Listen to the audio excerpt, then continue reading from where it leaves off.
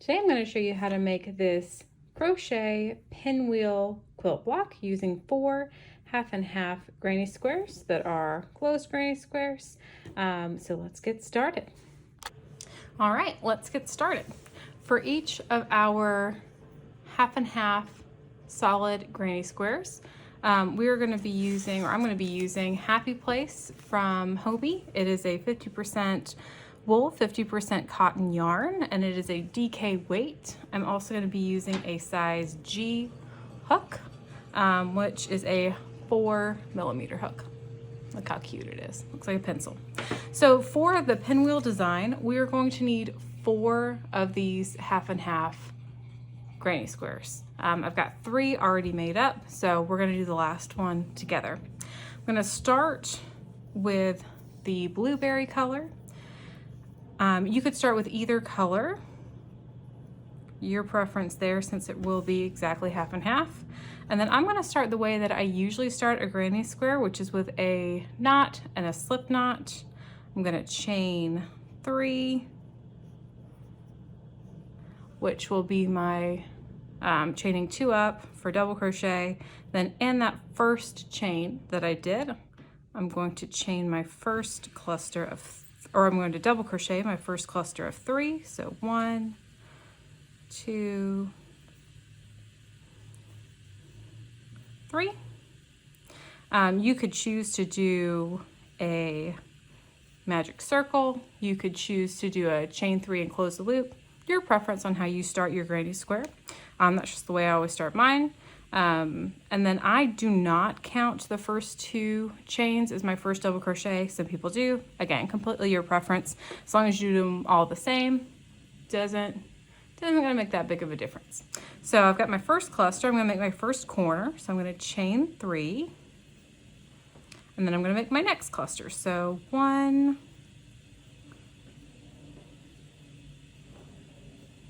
2. You can probably hear my dishwasher, sorry about that. 3. All right, and then this time, instead of making my complete corner, I'm actually gonna chain 2 in the first color that I did. And then I'm going to take my next color. So for me, it's this really creamy color over here, as soon as I can find the end. All right, and then I'm going to attach my yarn, leaving a tail, and finish that third chain with the new yarn. All right, and then what I'm going to do is I'm going to be crocheting over both the original color, so both the dark blue, and over the tail that I just added in. And I'm going to crochet my next cluster of 3 with the second color. So for me, it's that cream color. So again, I'm crocheting over both. 1, 2, 3. And that just keeps my tail a little bit more secure. I've got my next cluster done. And then I'm going to chain 3 for my next corner. And then again, in that middle and over both of those colors, I'm gonna go ahead and do my next 3 double crochet cluster. So 1, 2, 3. Perfect. And then just like before, I'm going to do the first 2 chains in my current color, and then I'm going to finish the last one with the original color. So I'm going to do 2 chains in the cream, and then I'm going to drop that one, pick up the blue, chain that last one in the blue. And then to close my granny square, I'm going to slip stitch with the blue right here. So as you can see, our first round, we've already made it 2-tone. Really cute. For our granny squares, for what we're working on today, I'm doing 2 rounds of double crochet and 1 round of single crochet. You could make your granny squares as big or as small as you would like. I like this size for the projects that I am working on. So for our next round with the blue, I'm going to chain up 2, Again, I'm not counting this as a double crochet, but you could. And then I'm going to, this is where it gets tricky. I'm gonna take the secondary color and I'm going to hold it kind of at the bottom of the stitches of this row, holding it right there. And then I'm going to be crocheting on top of it. Now this is the working yarn, not the tail where we attach the yarn. So I am going to double crochet into this first stitch, right over the cream. And I'm going to double crochet into the next two of my cluster. So again, holding this yarn right here, you're just hiding it in your stitches. It's almost like it disappears. Crocheting right over it. We're gonna go, we did our 3 over our first cluster. Now we're at the corner. We're gonna do 2 on each side of the corner before we chain 3. Again, holding this yarn at the bottom. And I'm going to show you why we were doing that. So I'm going to chain 3, pull out a little bit more of my blue, try not to get any yarn barf. Okay.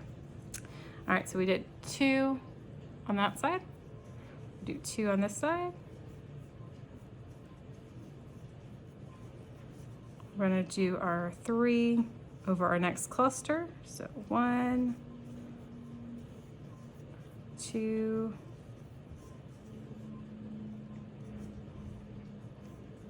3. And then on our next corner, we're going to do half of it in blue and half of it in cream. So I'm going to do my first 2 the same way I did before. And then just like we did before, I'm going to chain 2 in blue. I'm going to switch colors, pick up the cream, chain 1, and now we're switching. So now I'm going to be crocheting with the cream over the blue. So I'm going to do my next 2 double crochets in this corner in the cream. So I'm going to do 1, 2. Again, my blue yarn is right here. I'm just holding it right on top. I'm going to crochet over it for the next 3.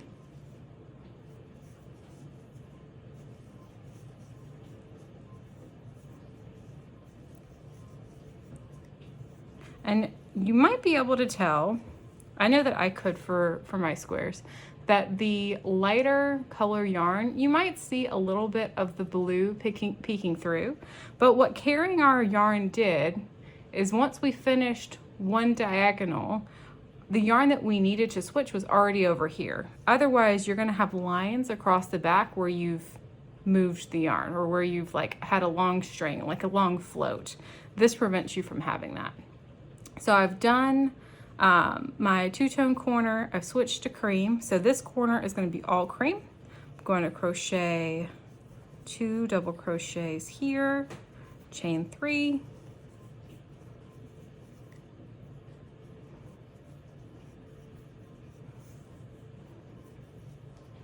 do the same, 2 more double crochets in this corner, and then doing my 3 on top of this cluster. So 1, 2, 3. And then just like before, we're going to do another 2-tone corner. Hopefully it's not getting too blown out so you can see our wonderful progress so far. So we're going to do the first 2 in the cream. So 2 double crochets right here. Chain 2. And then for that last chain, we're going to switch it to our blue. And then we're going to crochet our next 2 over the cream. I'll pull it a little tighter. There you go. Perfect. And then just like before, we're going to be slip stitching it to close. So kind of pulling that cream up a little bit, pulling it up to where we're going to need it for the next row. slip stitch it with the blue. And then for our last row, since it's single crochet, we're just gonna chain one. And then we're gonna single crochet carrying it in our stitches. So again, just like before, you're putting the yarn you are not using kind of over the previous row, and you're just crocheting right on top of it.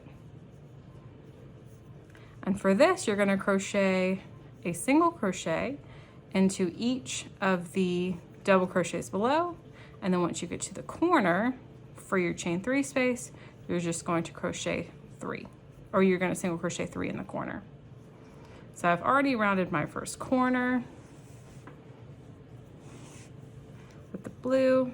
Everything is easy peasy, except for the fact that I should have made sure I had no knots in this yarn. It's my fault for using a center pull and not checking for yarn barf.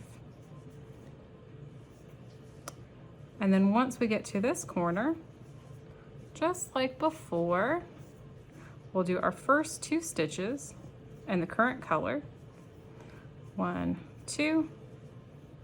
And again, not finishing that second stitch. We're gonna switch it to our next color, pull the blue up, then we're gonna crochet the green. So in our single crochet row, in the corners, whatever color you started with, so in my case the blue, you'll do 2 of that color and 1 of your secondary color for your 2-tone rows. And for each of these you'll have one of each of the solids, and then 2 two-tones. So again, I'm just single crocheting into each double crochet. Once I get to a corner, I am single crocheting 3 into that corner.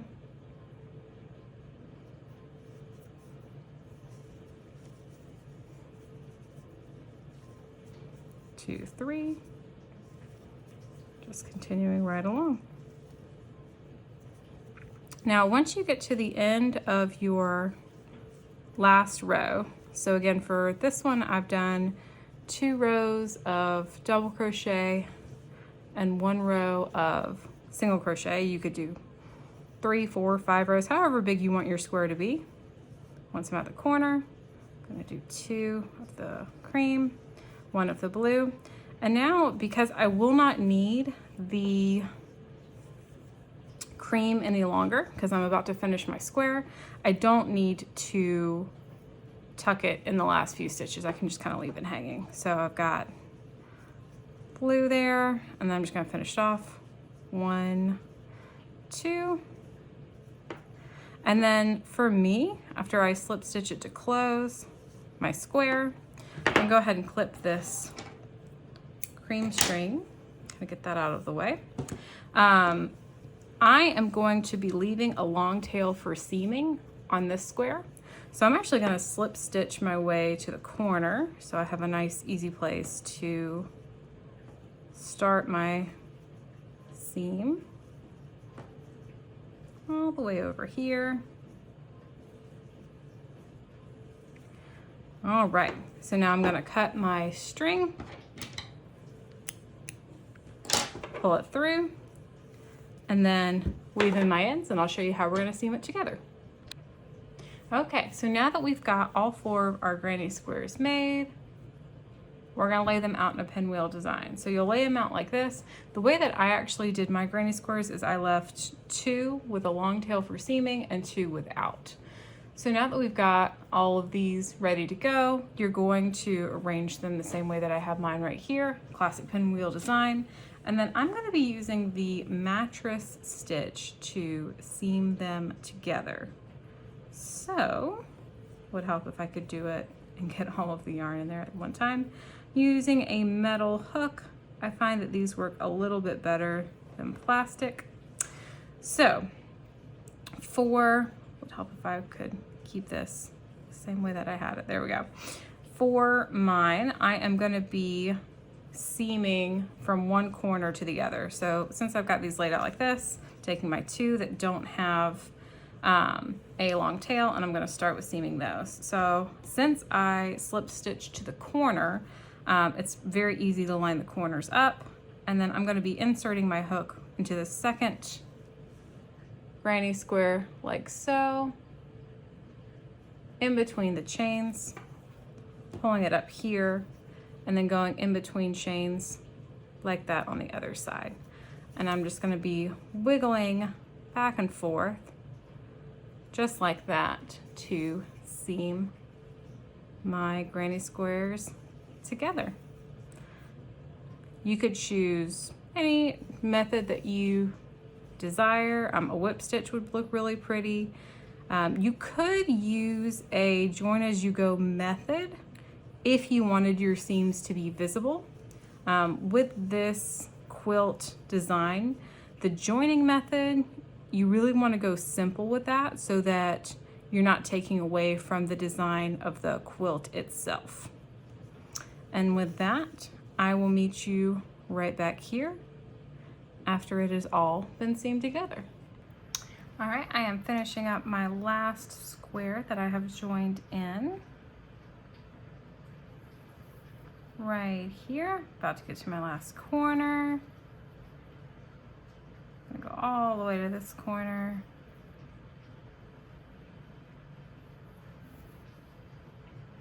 And then when I get to the very end of a corner, when I'm about to cut the yarn off, I like to make sure that I go one more time this side, one more time on that side before I flip it over to finish off my work. Stitch it a few more times and then I'll knot it and leave myself a tail to seam everything up.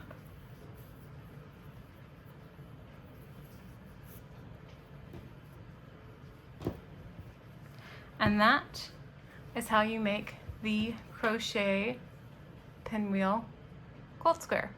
If you like this video, make sure you give it a thumbs up and subscribe for more videos like this. Thanks, bye guys.